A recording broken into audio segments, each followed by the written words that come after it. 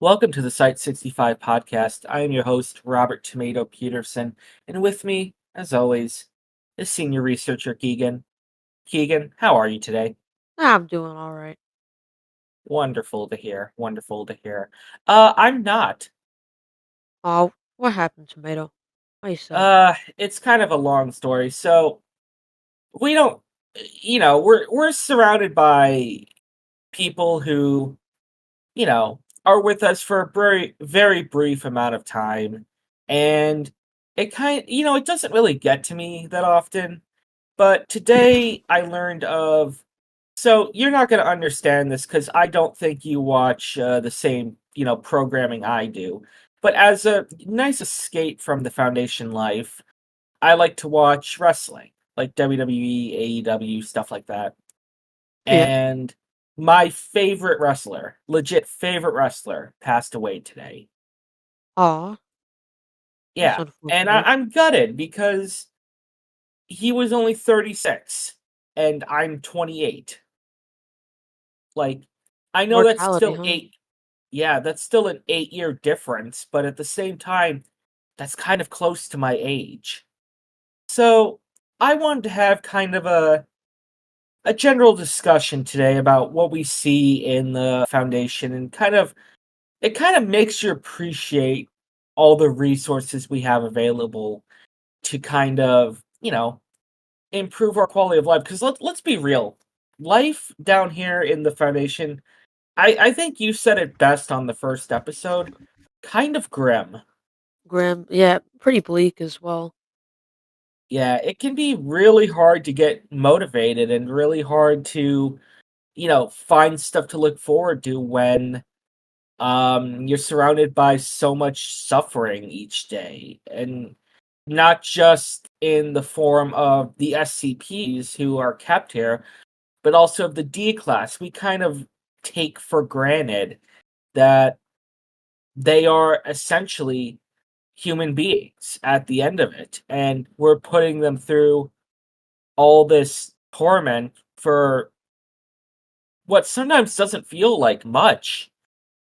We try our best to find reason and cause for all of our testing, but then you have tests where they feed a child 682, Yeah. and you have those moments of like, is it really worth what we're doing?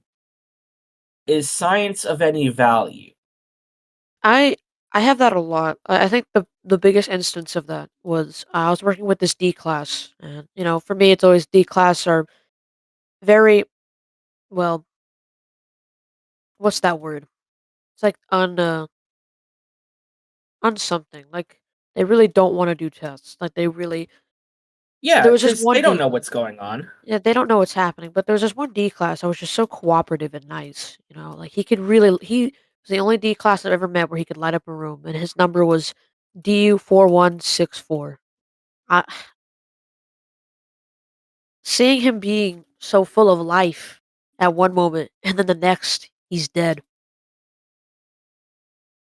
Yeah, it's a real tragedy. I had a lot of moments like this where I questioned whether or not the work I was doing in the foundation was worth anything when I tested on SCP-1123. It's known as the Atrocity Skull. Are you Oh, familiar with this SCP? I believe I've heard of it. Okay, No, it's been so a while. I'll give you a brief rundown. It's a human skull, well, thought to be human skull, missing its lower jaw, and it has markings and inscriptions in a foreign language on the forehead of the skull. If you Oh, touch the skull, you essentially experience the life of someone caught up in a tragedy, whether it be maybe you're a family displaced from home due to war. Maybe you're a victim of a genocide. Maybe you're a victim of malnutrition or otherwise something. It's always something atrocious, something that yeah. you would never wish upon anyone. I did a lot of documentation about that, and really, after I was done with that, took the next month and just kind of reflected on everything I've done in the foundation because one of the ones that really stuck to me was we had a young man, we had a young D class, and we had him touch the skull. And this all happens in a split second. You experience the lifetime in a second. He came back, and before we sent him into the chamber, he was very, perky, lively. Um, didn't seem like an all around bad guy. Him coming out of that test, he was as quiet and reserved as you could possibly imagine. And he refused to talk for about 3 weeks. But we kept him just to make sure, he was gonna be okay. Finally he talked and he experienced life as a child growing up in Germany during the 40s, Oh, specifically a Jewish child. yeah. And he only asked one thing. He said, "Can you make sure everyone gets, a loaf of bread to eat tonight?"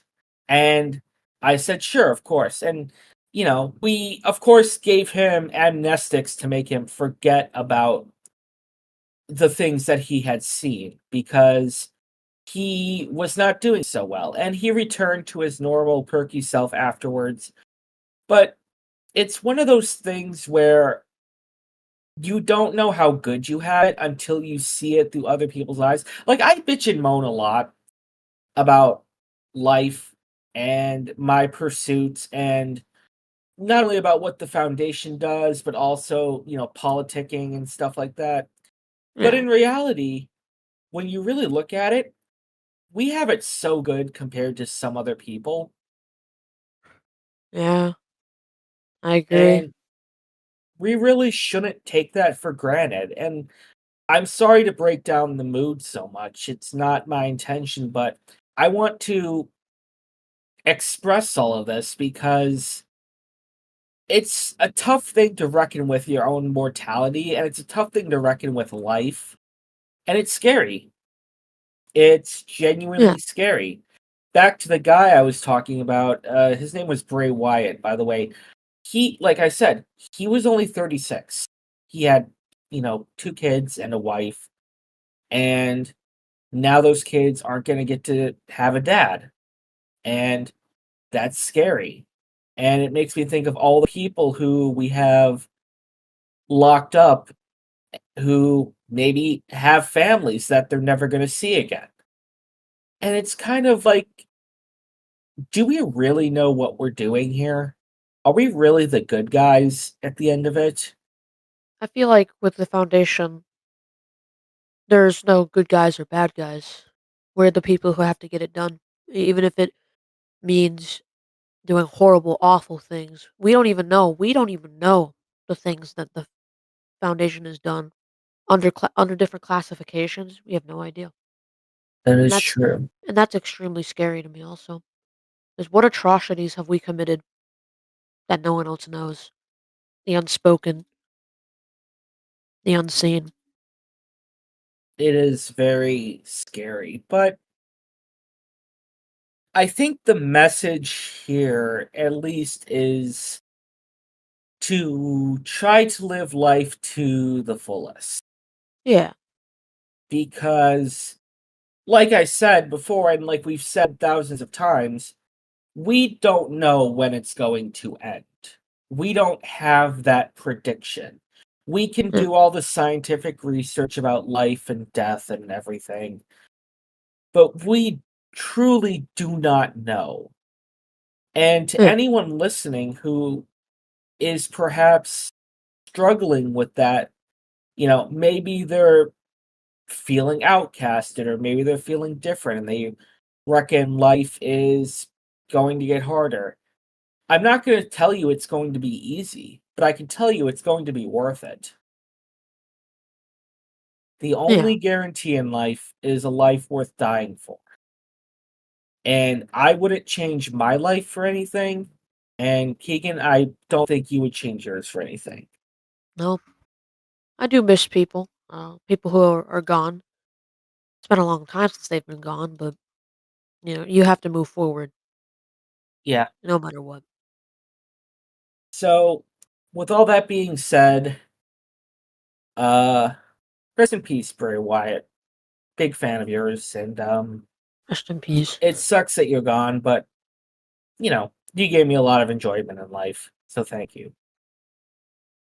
In the meantime, Keegan, what have you been up to this past week? You mentioned, I believe you mentioned a 999 cross test last week. Yeah. I've been trying to get the document for that actually written. Um, you What know, was it on again? it was a 076 and 999 cross test. Okay. I feel as if there's more to our well, except for like 682, maybe 035 and 106, to our very brutal SCPs. The ones that the poor MTF have to deal with every other day. Yeah. Though thankfully breaches have subsided in the past couple. Yeah, they've It gotten more used effective, Yeah, thankfully. It used to be scary stepping outside of your office. honestly. Now I could confidently like go to the break room and not feel like, I'm gonna turn and 096 is gonna be standing there like staring at me. Not that 096 would necessarily be staring at me. I don't think he would want that, but you get what I mean. Yeah, I get it. Um Yeah, I don't know. I'm still technically on my vacation. I keep popping in for just to talk to you guys because I've kind of realized outside of the foundation, I don't really have much of a life. Hmm. So even I know that sounds funny to say, but like work is technically my life. And you know, um I don't know.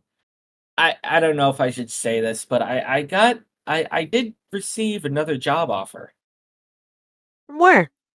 I've thought about touring other places, honestly, because I like I like all types of science.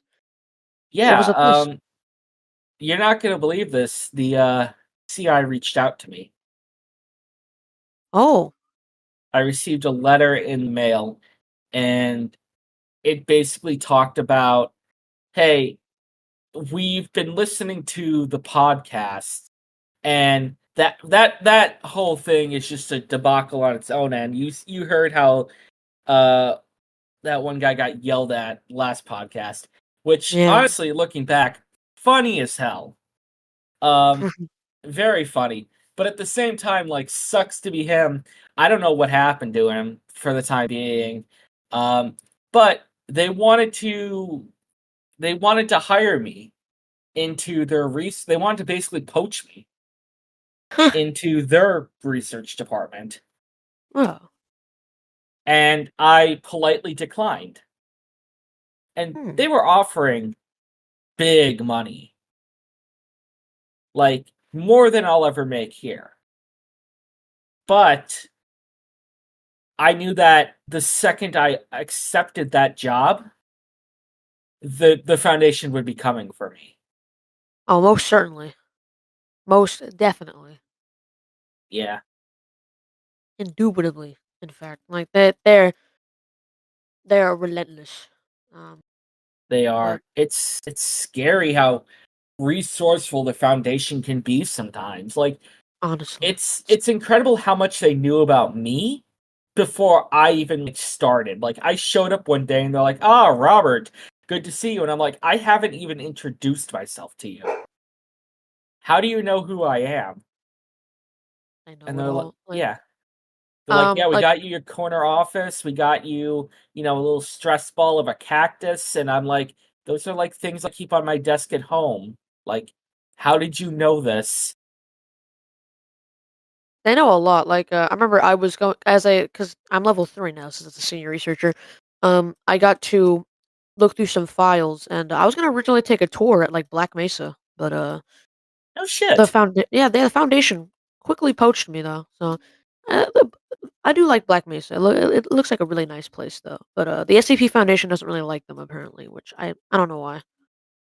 Yeah, you'd think like scientists would like other scientists, but then again, I don't really think they specialize in containing anomalies. They're more of Yeah. like neutrons and protons and electrons and electricity and stuff like that. They're not really into, hey, we're going to cage up this weird creature that turns, money into butterflies and we're going to keep it contained forever. And that's just something I made up off the top of my head. I don't think there's an SCP that turns money into butterflies. If there is, I don't know if I would want it because What about one that's like exploding lemons? That'd be fucking terrifying. that would be Yeah. awesome though. When life gives you lemons, burn down people's houses. Um or make them explode. Either way, that's awesome. Isn't there correct me with if I'm wrong. And I'm gonna actually pull out my little PDA and look this up Yeah. because we have connections to our database from here. It's an SCP that's like a fruit, but it hates democracy. Fruit that hates One second. democracy? Yeah, I swear to God, I'm not making this up. I really don't like Aperture. They really don't treat scientists correctly. Yes, here it is. SCP-6124, the cactus that hates democracy. Ah, And it's a cacti that sits on a potted plant and it spouts off words about how it hates democracy and how it prefers communism. Like, weird that's cool. cactus. That's it's Yeah, funny. Yeah, it's cool, but that's a weird cactus. I mean, that is a very weird cactus, and I don't know if I would want it on my desk. Um, but at the same time, like, I love that there exists some, like, weird things like that. Like, I love that not all of the SCPs we contain are, like, world-ending anomalies Monsters. or yeah, Yeah. monsters. I love that it's just like, yeah, this is a boomerang that never comes back. Like I love that. I love researching stuff like that. Most Like definitely came from Australia. yes, exactly. Um or it's Most of like our a anomalies are from Australia, I think. I'm not too sure though. are you sure you're It's, not thinking of like the wildlife there? yeah, I think I'm getting that confused. Like I've It seen looks I like 682. go ahead. No, it looks like 682 could have came from there, honestly. Yeah, I wouldn't be surprised to be honest. I actually have a theory 682 came from the frost in Antarctica. Huh. I have a theory that, 682 existed. There used to be thousands of 682s. Long, long, Oh, long ago, no. before humans were ever a thing. Oh. And I'm what I think happened is one day one of the 682s was just laying down for a nap and got buried under some rubble, something that he couldn't break out. Maybe like a mudslide happened or something like that. I don't know. And then he got trapped under there. And as the continents broke apart and moved, eventually the continent that he was buried under became Antarctica. So eventually, all the ground around him was washed away and turned into ice, and he was just buried under literal tons and tons of ice. And as the world started to heat up again, eventually he was thawed out because that's why we only have records of 682 dating back a couple hundred years, when in reality, he's obviously way older than that. He's gotta be. Yeah. So that's my working theory. I poked and prodded with 682 before my leave of absence, and I mean, I haven't identified any defining characteristics that would say he was buried in ice for centuries, but you know, it's literally all we have to work on. I wanted Do to you have it? ask, Yeah. uh, who's like the weirdest individual you've met in like the foundation? Met like hundreds and thousands of people. That's Oh, not really a that's brag. very easy. I used to work with a man called Protege. Um, Huh. he was incredibly weird. A very good friend of mine, but incredibly weird. He never talked. He never left. We were concerned one day because we've never this was at a completely different site before I moved here. We didn't even know where he went at the end of the day. So Oh, we set up some security cameras and found out that he would just go into the basement and sleep next to the boiler. what the fuck? Yeah. He would go down there, stay warm, and he would like go down he would stay later than everyone else, and he would start super early because he only got like 3 hours of sleep. And so he would just be up here and he would just be working. He was a phenomenal worker. He did very good work, but man, if he wasn't the oddest individual I've ever met. Honestly, that is very, very odd. I think the oddest individual I've ever met is a tech expert, and every single tech expert to me is kind of weird. They act odd. They're like the most people to cause trouble, but this guy, I gotta be honest. I've been around Site-65 on multiple occasions, and I'm not going nuts here, but this guy, man. He says his name is Carl, and I'm like, okay, and I check his ID, and it's Carl, but he says the weirdest shit. Like, he says some of the weirdest fucking things. Like, he talks about, like, PlayStation out of nowhere. I don't, I've seen every single tech expert. I've come across them, but I've never seen this guy a day in my life in Site-65. I don't even know where he goes. I don't know. There was a It's moment when he was talking to me. Like, there was one moment, and he just turned to me and he went, "There's nothing up there." And I said, "Excuse me?" And then he proceeds to just walk away. oh my god. That would be terrifying. He's a fucking weirdo. I don't know what's up with him. Like, he's Well, there's I nothing up with him. He just said there's nothing up there. I mean, true, but like I I asked a mobile task force. I asked him straight up, "Have you seen this guy anywhere? Like me and you have been around a lot." He turned to me and he full on said, "I have no idea who that is." Yeah, He just m- manifested. I don't know who he is. maybe he's an SCP. I'm scared that he is. I don't know. He scares me. I don't know. Uh, I've come face to face with 682 at like awful moments, but that guy, he scares me. I don't know. There's something about him. I remember the on six. one other occasion actually, we heard rumbling. It was during a 682 breach actually. Funny enough, I mentioned him. And Carl turns, and everyone's just kind of like, "Oh shit!" And he goes, "The big lizard's coming." He is a tech expert, and he knows. He doesn't know the designation. Maybe he just knows it's a big old lizard.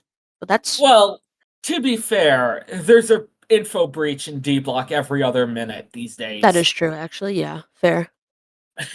Like, That's pretty fair. there's not a single day that's gone by in the past month that a D class isn't shouting about an SCP. RCP-409, the crystal. I heard that at one point. Yeah. It also doesn't help that occasionally, like 999 will sneak its way into D block. I think it just likes that it's surrounded by other orange people. I was gonna say that, yeah. The Yeah. orange. So like he slides under the door when no one's looking, and all the D class are like, "Oh my god, what is this thing? It's adorable!" And then we have to go in and gun them. Well, we don't, but the Oh, MTF have yeah. to go in and gun them down, and extract 999, and 999 doesn't really understand what's going on, so he just is there playing, and yeah, he protects the D class, but at the same time, he doesn't understand them. I don't even know how 999 manages to slip under doors. They are sealed tight, but he just liquefies and goes under. He's pretty talented, a little blob. The little He ginormous is. blob.